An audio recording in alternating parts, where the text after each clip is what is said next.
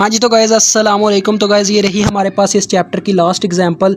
तो इसमें भी हमारे पास कंसेप्चुअल क्वेश्चन ही है। वो कहता है वाइल मैन्यूवरिंग इन अ मडी एरिया, कि एक मडी एरिया यानी एक रेगिस्तानी इलाके में काम करते वक्त a crane operator accidentally touch the high voltage line. यानी वो पता ना आपको, हमारे पास कह लें कि खंबे, अब मैं ये ज़ुबान यही इस्तेमाल कर सकता हूँ, इसके अलावा मैं कुछ नहीं कह सकता। खंबे ही कह लें, ठीक है, खंबे कह लें।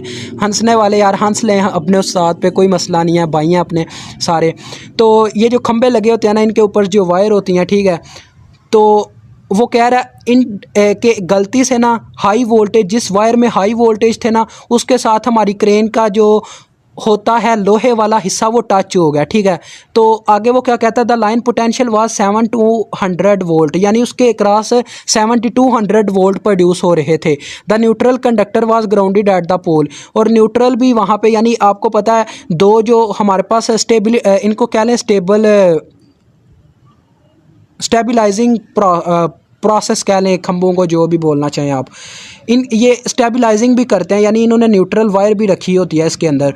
तो वो कहते हैं आगे क्या होगा, वो कहता है when the crane operate realised, जब ऑपरेटर यानी जब के क्रेन में बैठे हुए बंदे को ये पता चला व्हाट हैड हैपेंड, कि क्या हुआ है, he jumped from the crane, उसने क्रेन में से छलांग लगा दी, and ran in the direction of pole, और वो पोल की डायरेक्शन की तरफ भागने लगा।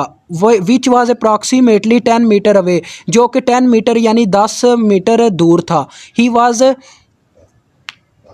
इलेक्ट्रोकटेड एज ही रन, कि यानी जब वायर कट गई तो वो भाग रहा था। Can we explain this very tragic accident, कि इस एक्सीडेंट में क्या हुआ, आप ये बयान कर सकते हैं। तो हाँ चले हम आप बयान करते हैं। वो कहता है the condition dissipated in a figure, यानी जो कंडीशन हुई है वो मैंने आपको फिगर में बता दिया। ये फिगर आपके सामने ट्रेन वाली शो हो रही होगी।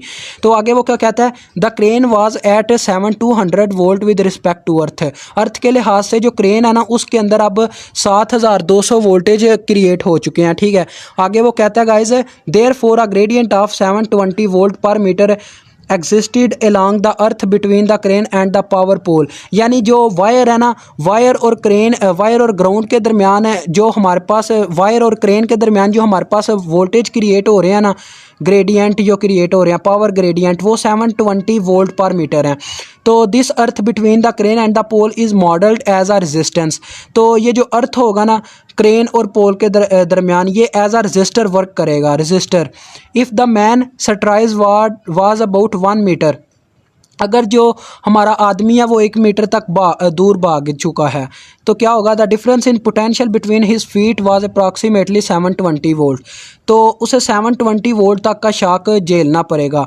A man standing in the same area with his feet together was unharmed, और अगर वो कह लें कि सेम एरिया पर बैठा रहता, यानी जहाँ पे कह लें कि हमारे पास उसके पाँव हैं वो उस सेम एरिया पे होता, तो उसे कोई नुकसान नहीं होगा, ठीक है, ये वो कहना चाह रहा है। तो इस तरह से गाइज़ ये भी एक्सप्लेन हो चुका है, मैं ज़्यादा तो नहीं से एक्सप्लेन कर सकता। तो देखें गाइज़, ये सिंपल सा क्वेश्चन है, ये आपके पेपर में इस तरह का क्वेश्चन नहीं पूछा जा सकता, ये बस आपको कह लें नॉलेज देने के लिए। तो इस तरह से गाइज़ हमने इसको बयान कर दिया। वो कह रहा है कि 10 मीटर अवे जब बंदा भाग चुका होगा ना दूर, तो उसको उस तक वो करंट पहुंच ही नहीं सकते, पोटेंशियल पहुंच ही नहीं सकता, तो उसको कोई भी नुकसान नहीं पहुंचेगा। तो लिहाजा हमारे चैप्टर का होता है दी एंड। इंशाल्लाह मिलेंगे नेक्स्ट चैप्टर के साथ।